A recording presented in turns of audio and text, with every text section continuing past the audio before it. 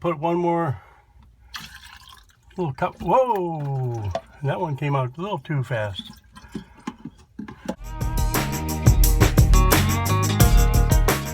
Hey folks, so this is Paul here. We've got our 2017 Airstream Classic, and we developed a little bit of a heating system problem where the hot water was great and it was coming out fine, and all of a sudden the radiant heater wasn't really radiating anymore. So I did call the Alde factory, I called the Airstream factory, and I called our local dealer to get a consensus of what to do.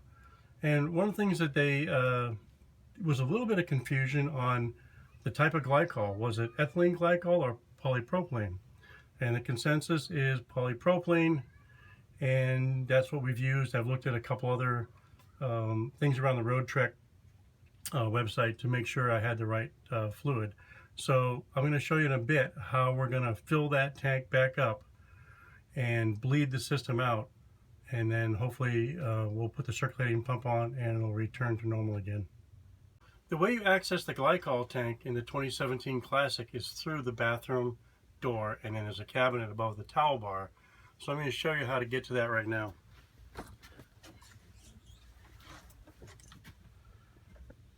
So above the towel bar, this is the heated towel bar, which also has the bleed valve in it. Inside this cabinet, and I've already kind of loosened this up so we can see, inside the cabinet here is a little trap door, and there is the glycol tank.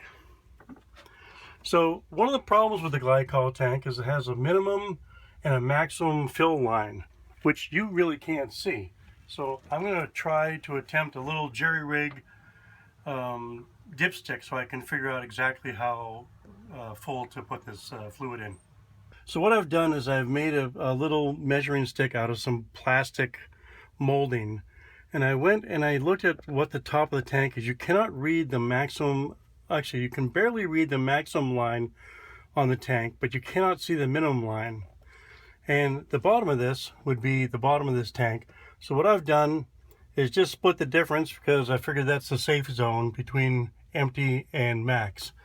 And this represents the actual top of the fill tank. So that's what I'm going to use as a gauge to fill the glycol solution. So one thing I've noticed is it's really hard to get into the tank. So I went down to the store and bought a nice shaped funnel which will fit inside the tank and allow me to get my glycol in there. And I'm just using a little plastic cup I got from Dickies. I knew there was another use for these, and that should get my glycol solution there nice. So one of the things you got to make sure is when you're buying this solution is it has to be polypropylene glycol, not ethylene glycol. And one of the ways that I know you can also check is it's safe for aluminum. So I'm going to flip this around, and you will see the ingredient is polypropylene glycol. And then you need some distilled water. So we're going to mix this up 50-50 with distilled water. We just pour this in here first. I'm going to pour this up to here. So I I filled my cup up to a certain line. I know that's good. I'm going to do a 50-50 mix. And if I have to repeat it again, I'll do the same thing.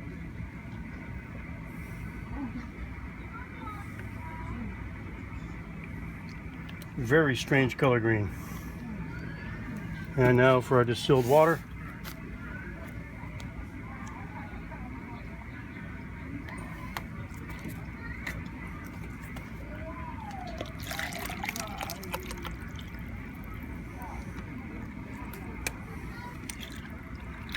Okay, now I should have enough to do this tank, and probably a little extra.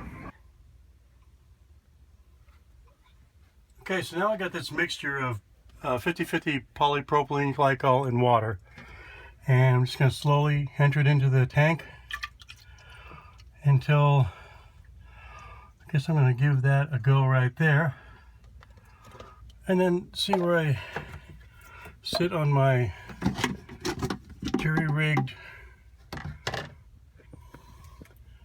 dipstick.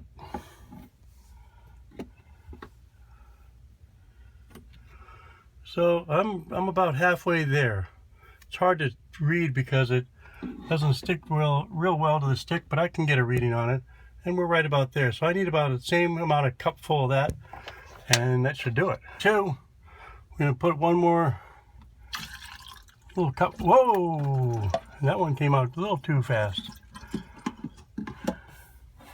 All right, good thing it's only polypropylene glycol, which is food safe. Let's take a look here. My little jerry rig again.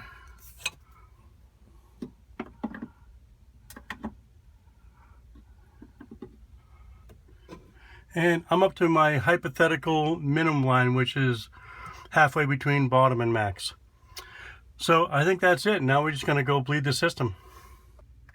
So now that I've cleaned up my little mess here, I'm putting the cap back on the glycol tank, and I'm just going to seal the cover for now. Put this back on, and then we'll go on to bleeding.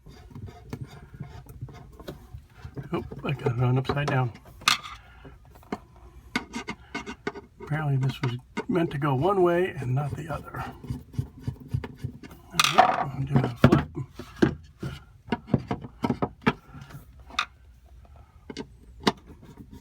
There we go.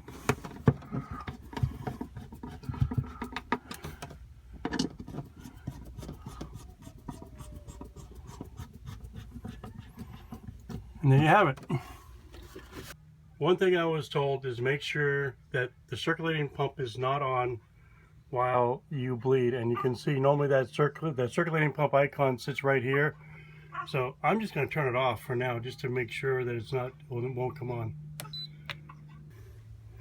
So what they recommended I do is to take a towel with me and then barely crack this valve just to release some of the air that's in the system. So there could be a little bit of glycol coming out. We'll see what happens. And there's a little bit of glycol coming out. I'm going to shut that down. And we'll turn on the pump and see what happens. One of the things that I had to do was to make sure that my circulating pump was back on. And I'm already at 71 degrees inside temperature right now. And what I had to do is force the set point up to 80 degrees. And then you can see I'm on shore power right now. And I think electric has priority over gas in the Alde system. So we'll just leave that like that. And then I'll go back and check the, you can see the circulating pump is on. I'll go back and check the radiators. Give it about a half hour and make sure that they're heating up. So here we are. It's about a half hour later, and after I bled it, I turned the circulating pump back on, and I've got good heat in the radiator closest to the couch, but not all the radiators are getting hot. So I'm going to let that run a little bit longer. I may have to shut the pump off again and bleed a little bit more air out, and we'll see how that goes.